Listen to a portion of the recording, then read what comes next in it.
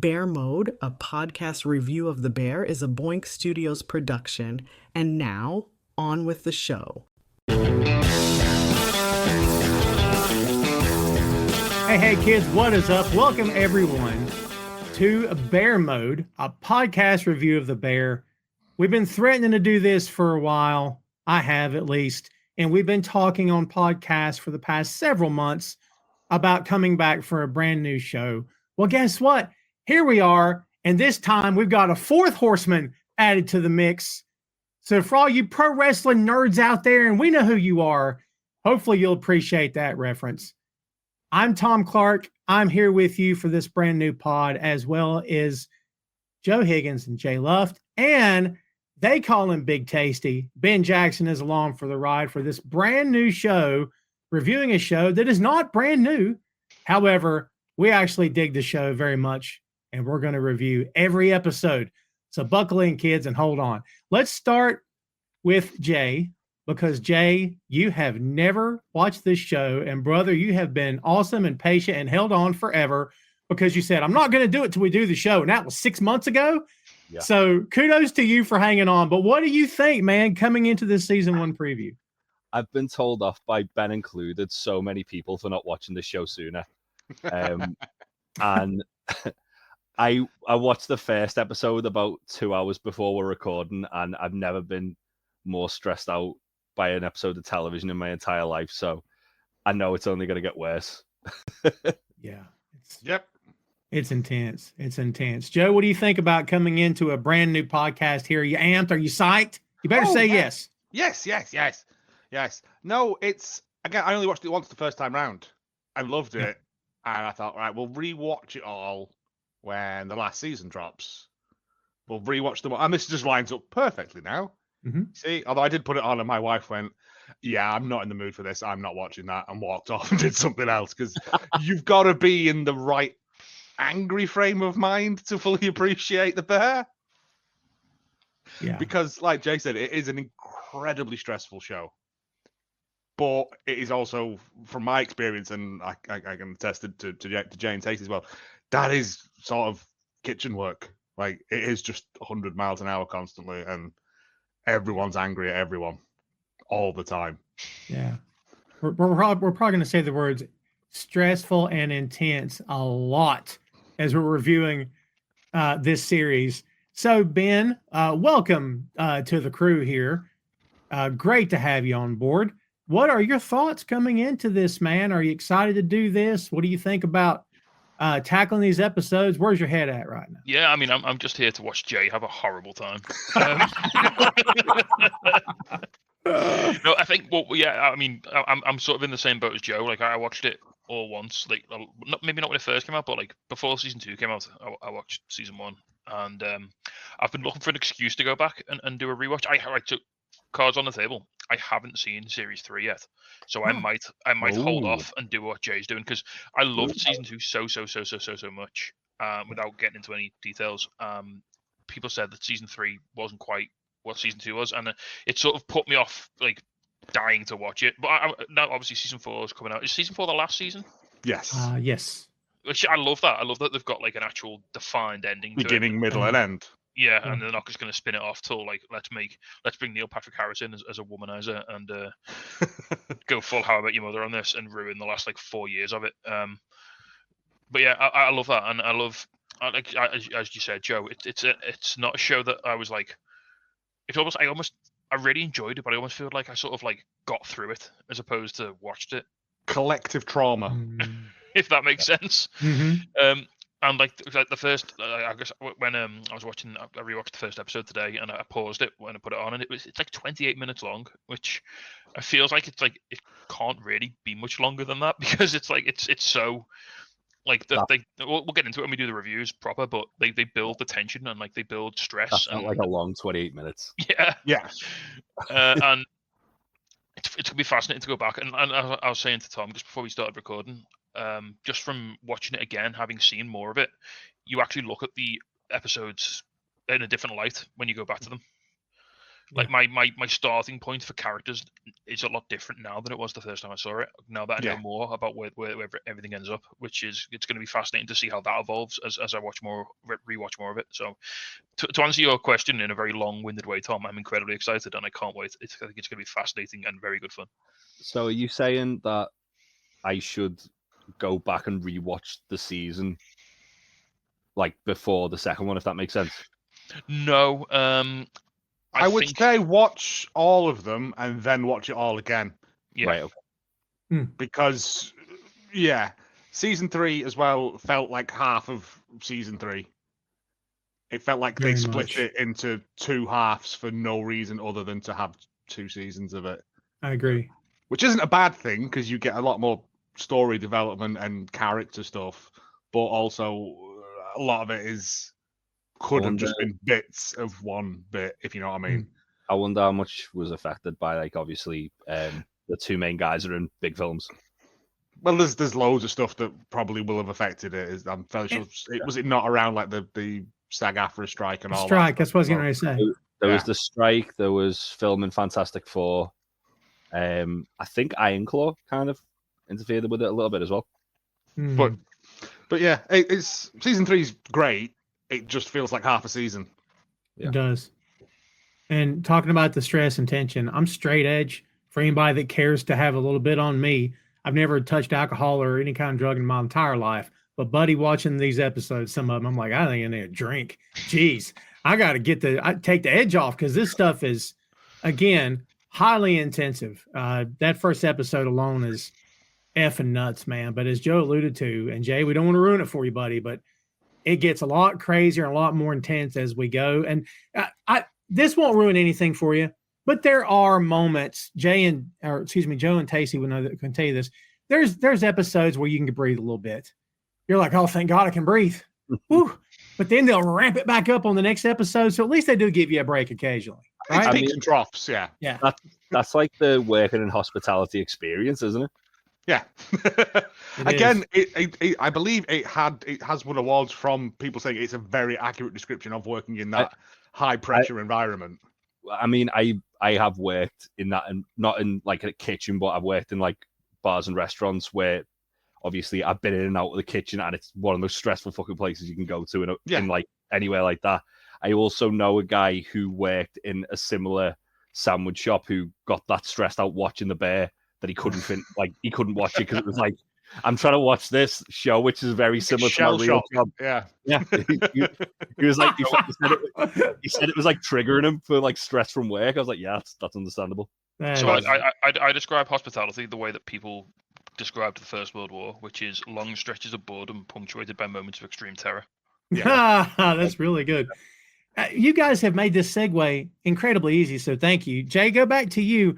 We've all got a background in dealing with the public, so let's get that in more detail. Jay, what have you done before, like hotel, bar, I think? Tell me what all you've done working with the public. Well, funnily enough, I actually met Ben working in a bar. So I was working in bars for about close to a decade.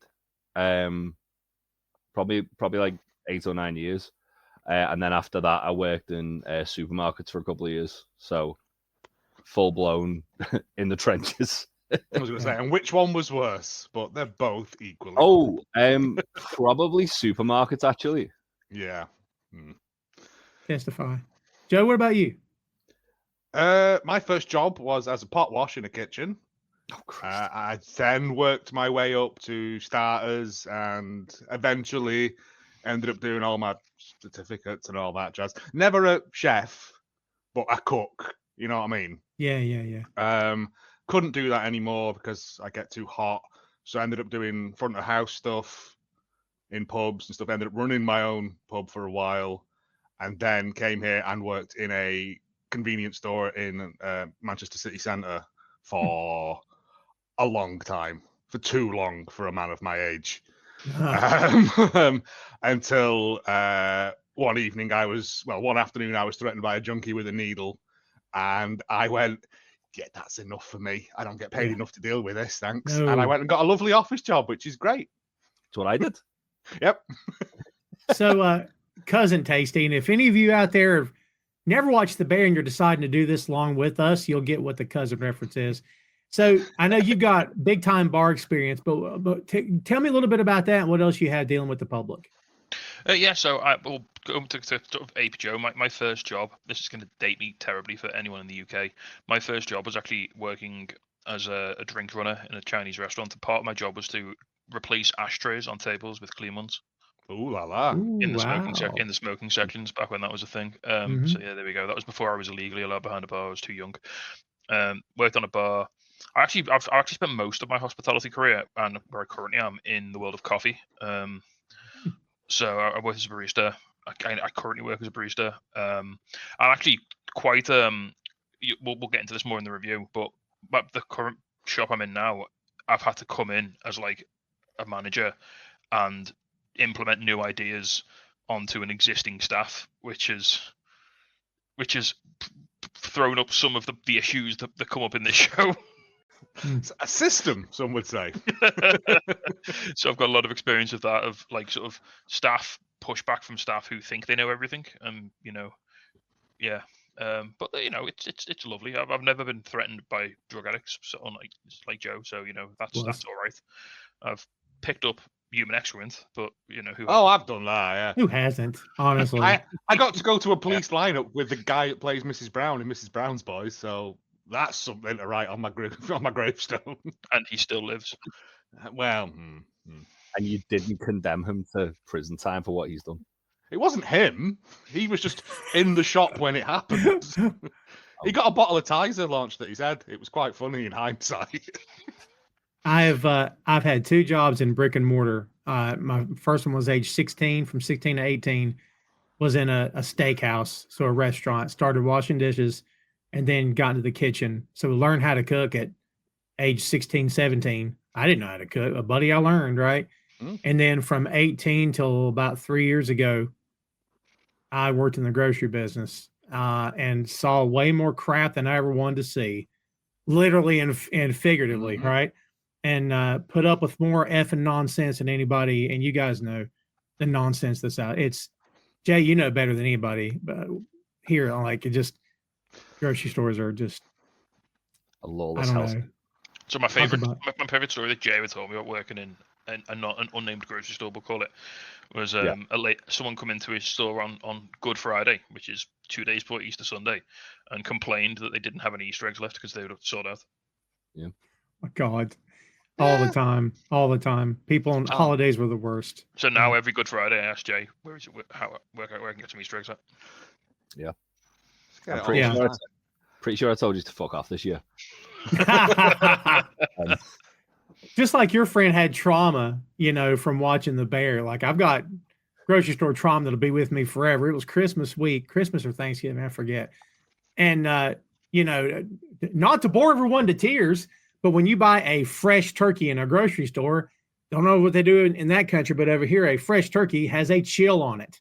It's not frozen, but it's pretty damn cold, because if not, the purge in the meat counter would be atrocious. It'd be a bloodbath, literally. So it's chilled way down. So a lady comes by to pick up a fresh turkey, and she is furious because it's frozen. If you can't watch the video, kids, I'm air quoting like a moron. It's frozen. She reamed me out for 10 minutes. Cook it in her car. I gave it to her for free to make her happy. And I'm thinking, what I wanted to say was, you have a good Christmas and thanks for trying to F mine up. So there you go. Wonderful how people. I think the main thing of hospitality is be nice to people who bring you food and drinks. Yes. Because you don't know. I never done none of that. Don't lie, Joe. But no, I never would. Never would. That's a betrayal of trust that I could never do.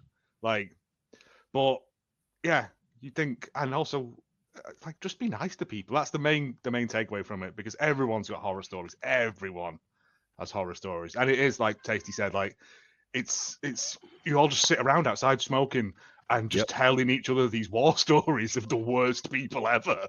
Yeah.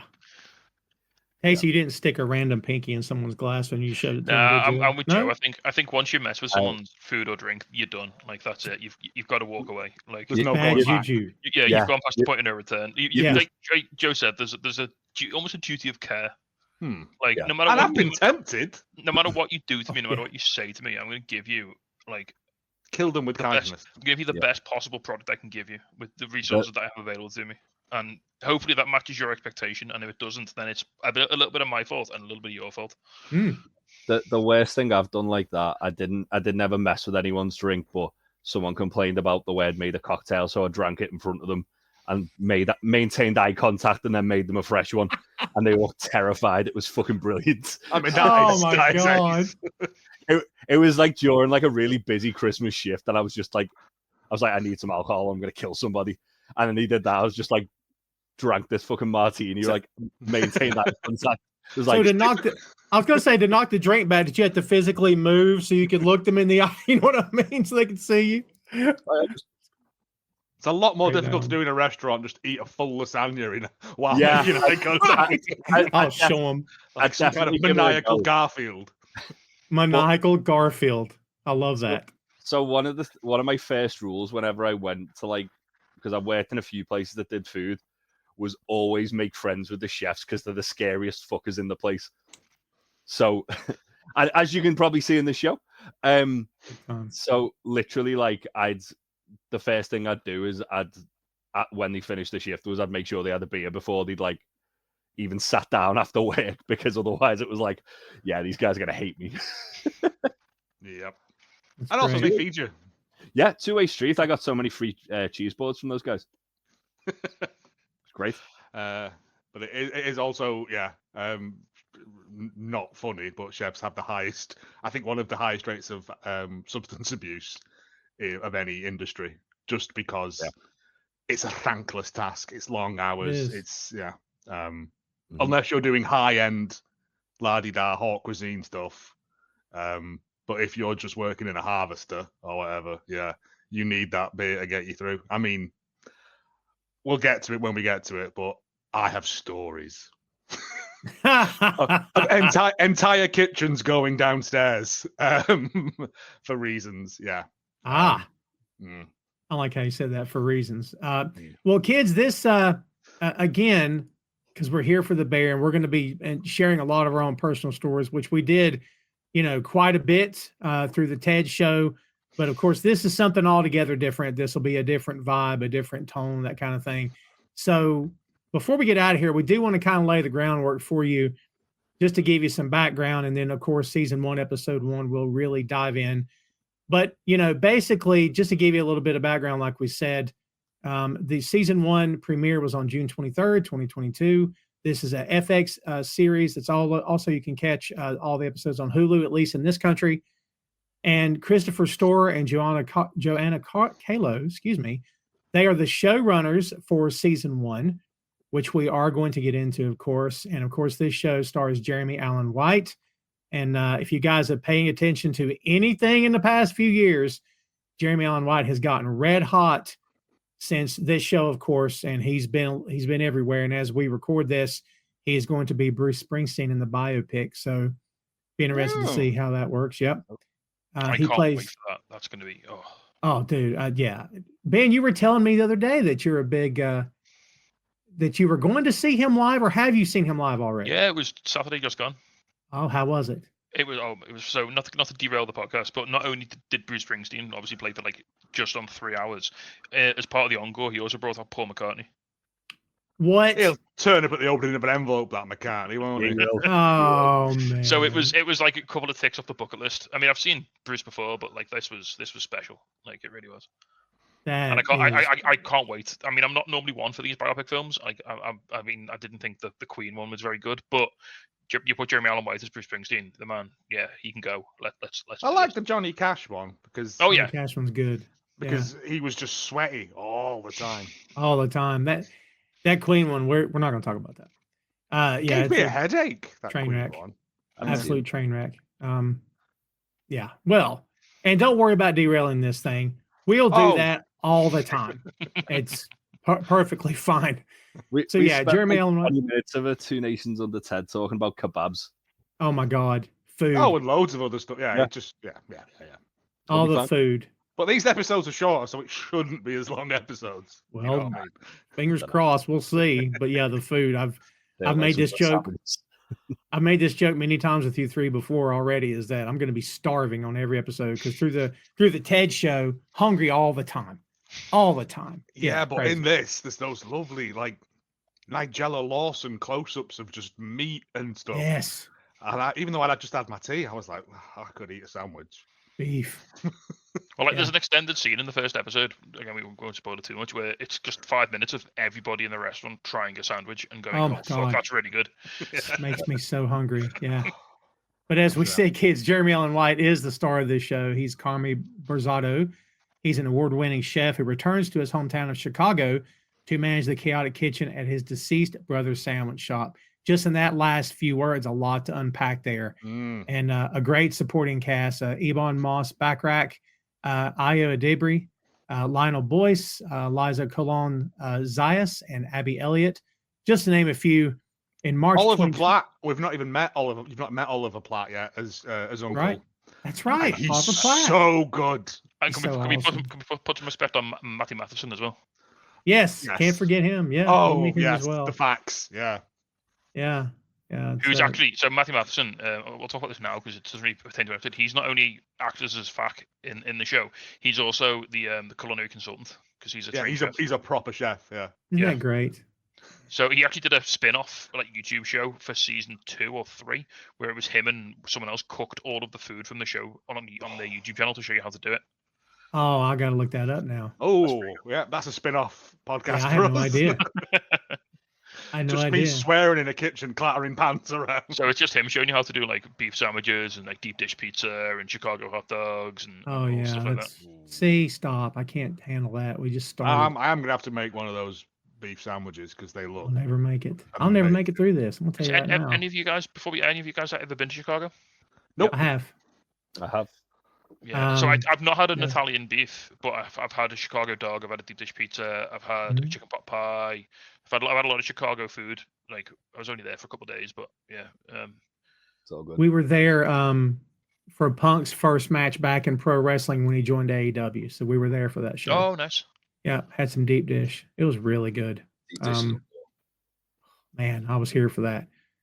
But yeah, this again, a lot to unpack here, kids, and we're going to get there, of course. Just a couple other things here to let you know. It was in March of 2021 when FX ordered the pilot for this show to be written and directed by Storr. The series was given a full season order in October of 2021. It began filming season 1 in February 2022 in Chicago and wrapped in March of that year. Season 1 has only 8 episodes. And talk about critical acclaim, buddy. This show received 10 Primetime Emmy Awards, including Outstanding Comedy Series and Acting wins for White, Backrack, and Adebri, making it the season of television with the most wins in a single year for a comedy series until the record was beaten by the series' second season. How you like that? The fact that it's labeled as a comedy is one of the biggest misnomers. Because there is funny bits in it, but yeah, I mean, I'd say it's a dark comedy. There's a lot of very even like in the moments of like there's a lot of not to get into too many like spoilers. There are some moments of profound sadness in this show, like that are incredibly affecting. But at the same time, absolutely heartbreaking. But even in those moments, there's always like a little kernel of humor. It's gallows humor. It's it's very British in a way. It's very British humor, which I quite like. In terms of like it's like very bleak, but also like quite sort of like heartwarming at times. Yeah, and like spitting in the face of death and like stuff like that, and like sort of making light out of like really horrible situations. So I can see why it sort of landed in comedy. But yeah, it is not it's not Peep Show. It's not Mrs. Brown's Boys. It's no Mrs. Brown's Boys. Tom, are you aware of the show Mrs. Brown's Boys? Joe's mentioned it before, but I've not. Never under any circumstances watch it. It's a war crime. Yeah.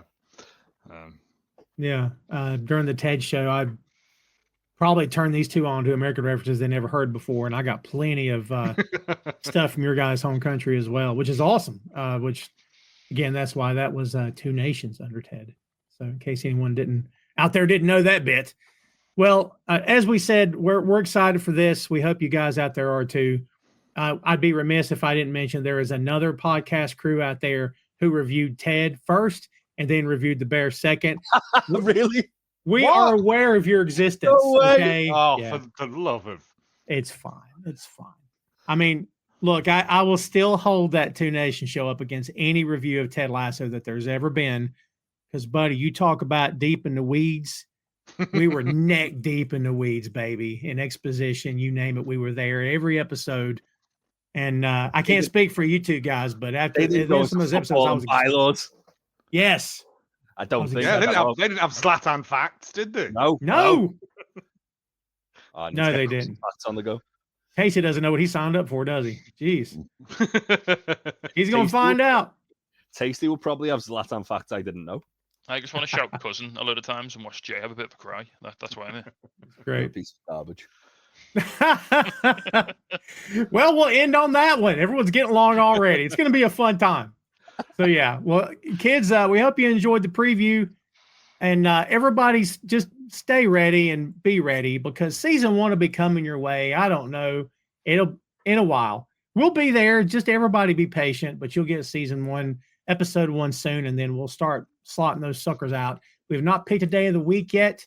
That's still to come. We'll announce it on social media. By the way, if you've been looking at the ticker at the bottom, you can follow us on the social media channels you see at the bottom at Bear Mode Pod. And yes, if you caught the spelling of the show, good on you. No, we know how to spell. Everybody calm down because on this show, we're going to bear it all. You like that? Plus, I just didn't want to use the name Bear because it seems like how lame is that? So it's a different kind of bear mode, kids. What can I tell you? And no wisecracks from the peanut gallery out there about the word bear and we're guys with beards. I don't want to hear any of it. Okay, everybody play nice. So never even made that link. See, and now I've ruined it for you. See what I did? Because I've got a clean brain. Well, there you go. If I've ever heard anything said about Joe Higgins is that he's got a clean brain. That's the only bit on me. Nobody believes that, do they? No. That's all we got for you, kids. Stay tuned for a lot more. Thanks for checking us out. Be sure to follow us on all the socials and stay tuned for season 1. It's coming your way very soon. And so for Joe, Jay, and Big Tasty, I'm Tom, and we'll see you next time, kids.